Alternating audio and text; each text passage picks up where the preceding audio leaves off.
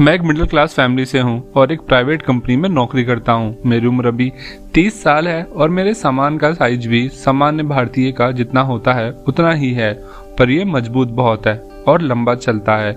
मेरे सामान की तारीफ मेरी वाइफ भी मुझसे करती है। ये घटना है 2011 जून की। ये सफर मेरे जीवन का बहुत ही खूबसूरत सफर साबित हुआ था। मित्रों, जून में गर्मी कितनी होती है ये तो आपको पता ही होगा। बस उसी गर्मी में भीड़ से भरी ट्रेन में मैं इंदौर से भोपाल अपने ऑफिस के काम से जा रहा था। मेरा एकदम से जाना हुआ था। मैंने रिजर्वेशन करवाने की कोशिश की पर मिला ही नहीं। हालांकि तत्काल में मिल सकता था, पर मैंने उस पर ध्यान न देते हुए जनरल का टिकट ले लिया था। जब मैं ट्रेन में चढ़ा तब एहसास हुआ कि मैंने रिजर्वेशन न करवा कर कितनी बड़ी गलती की है, पर क्या कर सकता था। भीड़ में जगह बनाता हुआ मैं आगे बढ़ने लगा। उसके बाद मेरा नसीब जागा और मैं एक बला की खूबसूरत भाभी के पीछे पहुंच गया।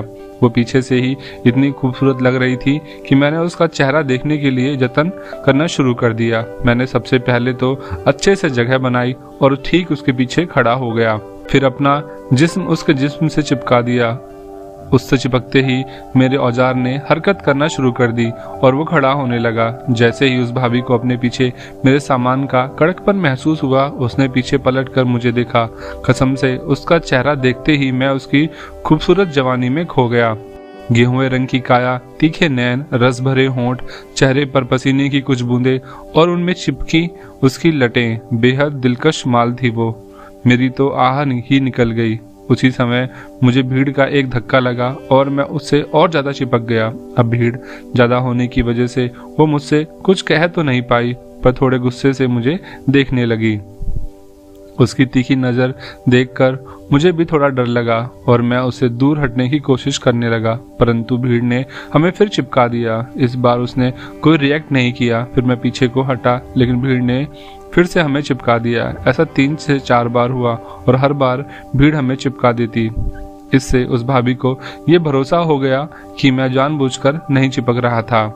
इस बार मैं फिर से अलग होने लगा तो उस भाभी ने मेरा हाथ पकड़कर चिपक कर खड़े रहने का इशारा आंखों ही आंखों में कर दिया। उसका मतलब था कि आप खड़े रहो। अब मेरे दिमाग में शैतानी आ गई। मैंने भी उसके हाथ को धीरे से पकड़ लिया और उसकी कमर पर उसके हाथ के साथ साथ अपना हाथ सटा दिया।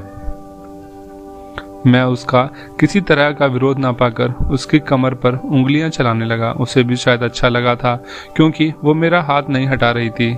इसी सब में 1 घंटे का सफर निकल गया, पर 4 घंटे का सफर अभी और बाकी था और उन 4 घंटों में रात होने वाली थी। मतलब रात के 11 बजे भोपाल स्टेशन आता है। 1 घंटे का सफर होने के साथ साथ ये अंधेरा होना भी शुरू हो गया था और मैं उस अंधेरे का फायदा उठाने की सोचने लगा। अब मैंने धीरे धीरे अपनी उंगलियों की रगड़ ऊपर करना शुरू कर दी और उसके बोबे तक उंगलियों को ले गया। नीचे से अपने सामान का दबाव भी उसके पीछे की दरार में बढ़ाता गया। अपने जिस्म की गर्मी के साथ उसके कान के पीछे अपनी सांसों की गर्मी भी छोड़ने लगा, जिससे वो भी गर्म होने लगी। थोड़ी ही देर में उसने भी रिस्पॉन्स देना चालू कर दिया। भाभी अपने आप को बड़ी ही संयमता से हिला रही थी और मजे ले रही थी। वो आह ऊं जैसी कोई भी आवाज नहीं कर रही थी। यदि वो करती तो शायद हमारा पकड़ा जाना तय था। अब उसने मेरे हाथ को अपने साड़ी से ढक लिया था ताकि कोई हमें देख न सके। उस भाभी की तरफ से इतना रिस्पांस मिलते ही मैंने डायरेक्ट उसके एक बोबे पकड़ लिया और सहलाना चालू कर दिया। लोगों की नजरों से बचते हुए मैं उसके कंधे पर किस भी करने लगा, जिससे वो और ज्यादा गर्म होने लगी। अब मैंने उसे थोड़ा खिसका कर खिड़की की तरफ कर दिया। उधर एक साइड के डिब्बे की खिड़की थी और दूसरी साइड लोग खड़े थे। मैं भी थोड़ा तिरछा हुआ और मैंने अपना सामान निकालकर भाभी के पीछे गड़ाने लगा।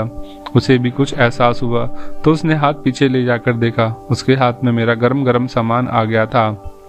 उसने एकदम से चौंक कर अपना हाथ उठाया और मुझे देखने लगी। मैंने भी उसी समय उसके बोबे को धीरे से दबाया और फिर से उसका हाथ पकड़कर अपने सामान पर रखवा दिया और वो धीरे धीरे मेरा सहलाने लगी और मैं उसके बोबे के साथ मस्ती करने लगा। उसके हाथ से सहलाने और हिलाने की थोड़ी देर की मेहनत के बाद मेरे सामान ने पिचकारी मार दी और मैं खिड़की से बाहर खाली हो गया। अब वो मुझे बड़ी हसरत से देखने लगी कि मेरा काम तो हो गया, उसका कैसे होगा। मैं भी साड़ी के ऊपर से ही उसकी तिजोरी के पास हाथ ले जाकर धीरे धीरे सहलाने लगा। पर उसे मजा नहीं आया क्योंकि हम दोनों ज्यादा जोर से नहीं कर पा रहे थे। तभी एक स्टेशन आ गया और ट्रेन से बहुत से लोग उतरने लगे। अब उस भाभी को तो बैठने की जगह मिल गई थी, मगर मुझे नहीं मिली। फिर भी वो भाभी सबसे कॉर्नर की सीट पर बैठी गई और मुझे देखने लगी। मैंने भी उसके मन की बात को पढ़ते हुए खिड़की पर ही अपना बॉम्ब थोड़ा सा टिका दिया और बैठ गया। अंधेरे का फायदा उठाते हुए मैंने अपने पाँव का एक अंगूठा उसे गड़ाया और इशारे से समझाया कि अपने पाँव को फैला दो। उसने एक पाँव मोड़कर सीट पर रख दिया और मैं उसकी साड़ी के साइड से पाँव अंदर करके उसकी सहलाने लगा। लोगों की नज़रों से बचते हुए मैंने उसको सहलाना चालू कर दिया।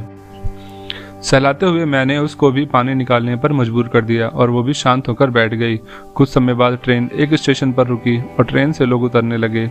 अब मैं भी उस भाभी के पास बैठ गया और अब कुछ नहीं हो सकता था क्योंकि लगभग सभी लोग सीट पर बैठ चुके थे और हम कुछ हरकत करते तो पकड़े जाते। इसलिए बाकी सफर एक दूसरे को देखते हुए ही काट लिया। भोपाल उतरने से पहले हमने एक दूसरे के नंबर लिए और विदा ली क्योंकि स्टेशन पर भाभी का पति उसे लेने आया था। वो मुझे कनखियों से देखती हुई अपने पति के साथ चली गई। मुझे मालूम था कि यदि मैं आगे बढ़ा और मैंने मन बनाया तो ये भाभी मेरे नीचे निश्चित आ जाएगी।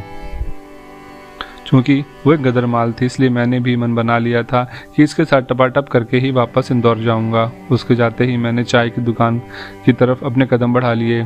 फिर रेलवे के यात्री निवास में एक पलंग लेकर सो गया। सुबह उठा और सभी कामों से फारिग होने के बाद मैं अपने ऑफिस के काम में लग गया। काम निपटाते हुए मुझे 4 बज गए। उसके बाद मैं फ्री हो गया। मेरी ट्रेन रात में थी। मैंने उस भाभी को फ़ोन लगाया। 1 घंटी जाते ही मैंने फ़ोन काट दिया। अभी 1 मिनट ही हुआ था कि उसका फ़ोन पलट कर आ गया। मैंने इधर उधर देखा और उसका फ़ोन उठा लिया। भाभी, हेलो। मैंने, हाँ जी मैडम, क्या हाल चाल है? भाभी ने मुझे पहचान लिया और ठंडी आह भरती हुई बोली, आग लगी पड़ी है। मैंने कहा, तुम्हारे पास तो फायर ब्रिगेड है, बुझवाई नहीं उससे अपनी आग? भाभी, वो फायर ब्रिगेड नहीं है, वो खुद फूकी हुई दुकान है। उसके सामान में दम होता तो तुमसे ना फंसती। फिर वो अभी अभी बाहर भी चला गया है और अब 2 दिन बाद वापस आएगा। मैंने मन में सोचा कि ये तो साली पूरी रात के लिए भी रेडी है। मैंने सामने से कहा, क्या बात कर रही हो जानम, मैं कौन सा अनोखा हथियार वाला हूँ? तुम्हें तो मुझसे बड़े बड़े फन्ने खा मिल जाएंगे। वो बोली, ऐसे तो मिल जाएंगे, पर उसके लिए क्या मैं सड़क पर खड़ी हो जाऊं?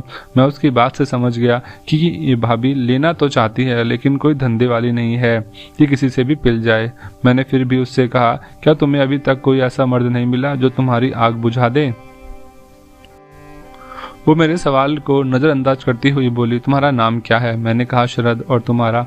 भाभी, संजना कह सकते हो। मैंने कहा, तुम्हारा नाम संजना है या यूं ही किसी संजना का नाम ले लिया? वो हंसी और बोली, नाम में क्या रखा है? आम खाओ, पेड़ क्या गिनना। मैं समझ गया कि ये नाम नहीं बताना चाहती है। मैंने कहा, जब नाम नहीं बताना चाहती हो तो घर पर भी नहीं बुलाओगी ना?